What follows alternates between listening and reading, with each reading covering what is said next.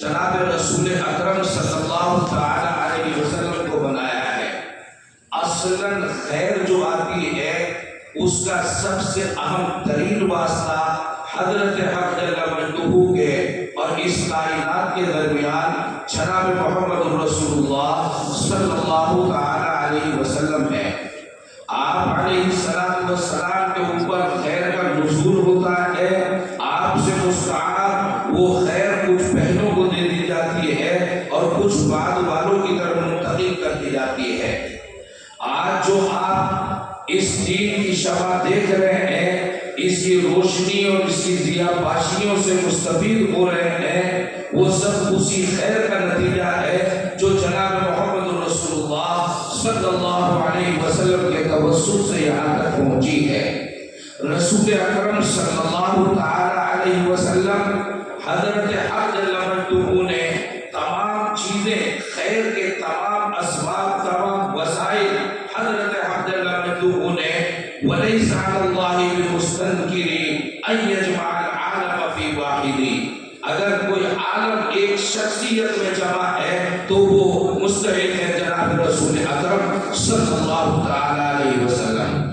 آپ سے جب وہ خیر پھیلنی شروع ہوئی، اس سورج کی کرنیں ہر چار جانب منتقل ہوا چاہتی تھی، تو صحابہ کرام رضی اللہ تعالی عنہم اجمعین کی جماعت سامنے آئی، اور صحابہ رضی اللہ تعالی عنہم اجمعین کے بعد پھر اللہ رب العزت نے اس امت میں نہ جانے کتنے لوگوں کا اس کے لیے انتخاب فرمایا۔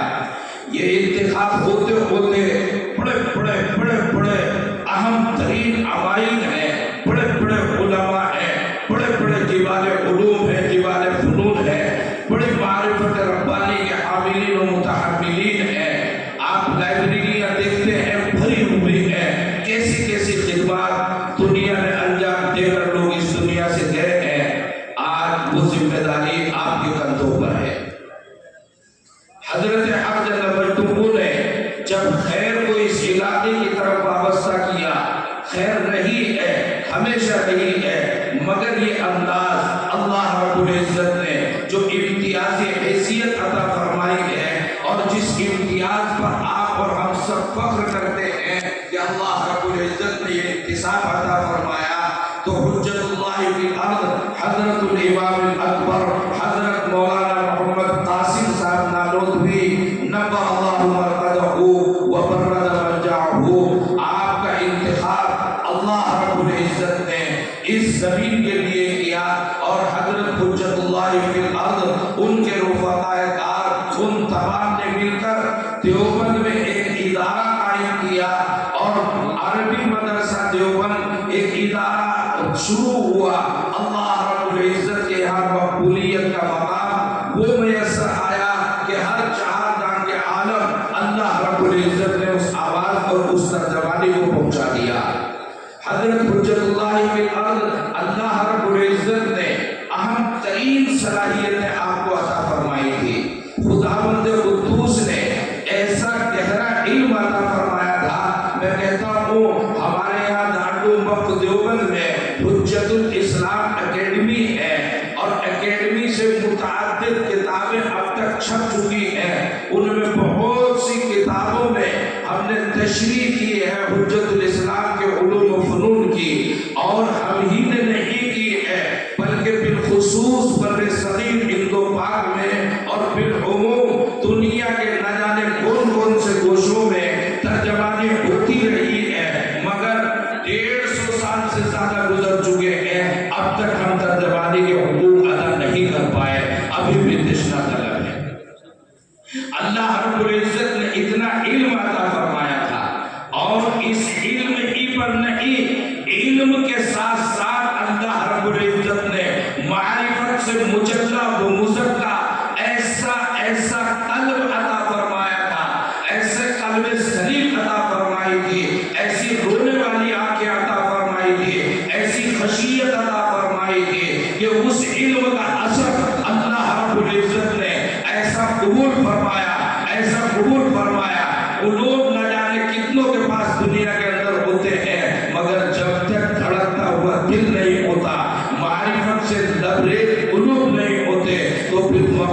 افضلیت کا مقام میسر نہیں آتا۔ ہر عابدیت کو اس دنیا کے اندر سلام کیا جا سکتا ہے، لیکن آخرت سے ناموں کا جواب آتا ہے۔ کسی نے بہت خوب کہا ہے، افلاک سے آتا ہے ناموں کا جواب آخر، کرتے ہیں کتاب آخر، اٹھتے ہیں حجاب آخر۔ اور آپ سے کہتا چلو، خلوت کی گھڑی گزری، جلوت کی گھڑی آئی، طلب عزیز خلوت کی گھڑی گزری، جلوت کی گھڑی آئی، چھٹنے کو ہے بجلی سے آغوش صحاب آخر۔ اللہ رب العزت نے وہ مقبولیت بھی عطا فرمائی۔ اور پھر یہ سلسلہ حضرت حق جل مجدہ نے بعض خانوادوں کو اللہ رب العزت منتخب کر لیتے ہیں۔ بعض تو شخصیات کا انتخاب ہوتا ہے، اور بعض خانوادوں کا اور خاندانوں کا اللہ رب العزت انتخاب کر لیتے ہیں۔ تو حضرت حق جل مجدہ نے اس سے پہلے ہمارے یہاں معروف مشہور آپ جانتے ہیں، حضرت شاہ ولی اللہ محدث دہلوی نور اللہ مرقدہ کا گھرانہ اس سلسلے میں معروف و مشہور ہے۔ اللہ رب العزت نے ایک شخصیت کا انتخاب نہیں، گھرانے کا انتخاب فرمایا، اسرے کا انتخاب فرمایا۔ اسی طرح یہاں پر ایک شخصیت کا نہیں بلکہ ایک اسرے کا، ایک قبیلے کا، ایک خانوادے کا انتخاب فرمایا۔ اور حضرت حجت اللہ فی الارض حضرت مولانا محمد قاسم صاحب نانوتوی نور اللہ مرقدہ کے بعد اللہ رب العزت نے فخر الاسلام حضرت مولانا احمد صاحب نور اللہ مرقدہ کو بھیجا۔ اس کے بعد حضرت حکیم الاسلام حضرت مولانا قاری محمد طیب صاحب نور اللہ مرقدہ 50-60 برس تک دارالعلوم دیوبند کی آبیاری کرتے رہے، اور خانوادے کو اللہ رب العزت نے منتخب فرمایا۔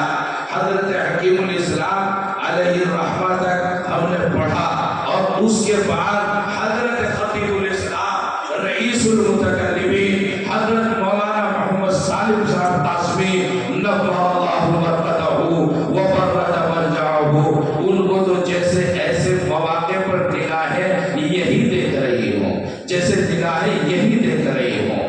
تقریباً 25 برس پر محیط ہمارا ساتھ اپنے سالوے تلمس طے کیا، قریب سے حضرت خطیب الاسلام کے علوم کی گہرائی اور گہرائی اور آپ کی معرفت ربانی کو دیکھنے کا موقع میسر آیا۔ اللہ رب العزت نے بہت اونچا مقام عطا فرمایا تھا۔ حضرت خطیب الاسلام نور اللہ مرقدہ کے بعد آپ کے سامنے وللہ الحمد اتحاد ملت کے علم بردار اور متحدہ محال کے لیے انتہائی فکر مند شخصیت نمونہ اسلام حضرت مولانا محمد سفیان صاحب قاسمی استاد حدیث کو محترم دارالعلوم وقف دیوبند آپ کے سامنے جلوہ افروز ہے۔ انشاءاللہ درس مسلسلہ آپ ابھی سنیں گے، اور درس مسلسلہ حضرت ہی دیں گے انشاءاللہ۔ اللہ رب العزت نے کڑی سے کڑی کو جوڑا ہے، اور پورے خانوادے کا انتخاب کرتے ہوئے آج گویا حجت الاسلام حضرت نانوتوی نور اللہ مرقدہ کا نسب سے بھی اور نسبت سے بھی آپ کو تعلق میسر ہو رہا ہے۔ نسبتیں میسر آتی ہیں، نسب میسر نہیں آتا، نسب میسر آتا ہے، نسبتیں میسر نہیں آتی۔ خوش قسمت ہو طلبہ عزیز بالخصوص آپ لوگ کہ آپ کو نسبت بھی میسر آئی اور اسی نسب سے میسر آئی، وللہ الحمد۔ اسی طرح اسی کے ساتھ ساتھ میں آپ سے عرض کروں، آپ کی 2 کتابوں کا آج درس ہے، ایک درس مسلسلات ہے، یہ تو آج ہی کا درس ہے، اتنا اہم ہے کہ اس سے پہلے اس کے بعد آپ کو یہ میسر آتا نہیں ہے۔ ایک سبق ہے، قدر کر لو جتنی کرنی ہے۔ اور اس کے ساتھ ساتھ اللہ رب العزت نے دیوبند کو ایک نمایاں مقام عطا فرمایا۔ دیوبند کون سا مدرسہ ہے جس میں قرآن کریم نہیں پڑھایا جاتا؟ کون سا مدرسہ ہے جس میں رسول اکرم صلی اللہ علیہ وسلم کی حدیثیں نہیں پڑھائی جاتی؟ کون سا مدرسہ نہیں، کون سا ملک ہے؟ تمام ممالک میں یہی تو قرآن کریم پڑھایا جاتا ہے، یہی حدیثیں پڑھائی جاتی ہیں۔ ممالک میں نہیں، مسالک میں، تمام مسالک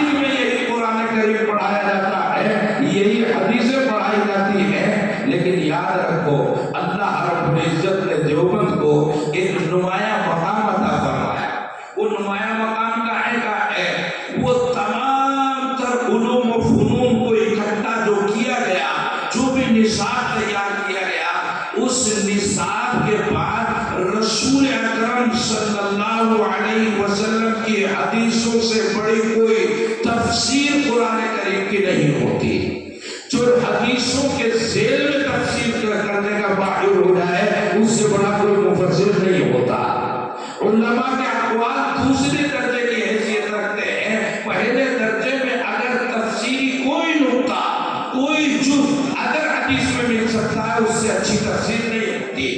तो कुरान करीम की तफहीम के लिए सबसे अहम जो है वो रसूल अकरम सल्लल्लाहु अलैहि वसल्लम की हदीसें हैं। कहीं रसूल अकरम सल्लल्लाहु अलैहि वसल्लम कुरान करीम की कौली तफसीर करते हुए नजर आते हैं, कहीं अमली तफसीर करते हुए नजर आते हैं, कहीं तकवीनी तफसीर करते हुए नजर आते हैं। ये जुमला जरा गहराई से आप तलबा सुन लो। कहीं तकवीनी तौर पर इसको हदीसों के अल्फाज के झरोखों के नीचे तह में उतरकर आपको देखना पड़ेगा।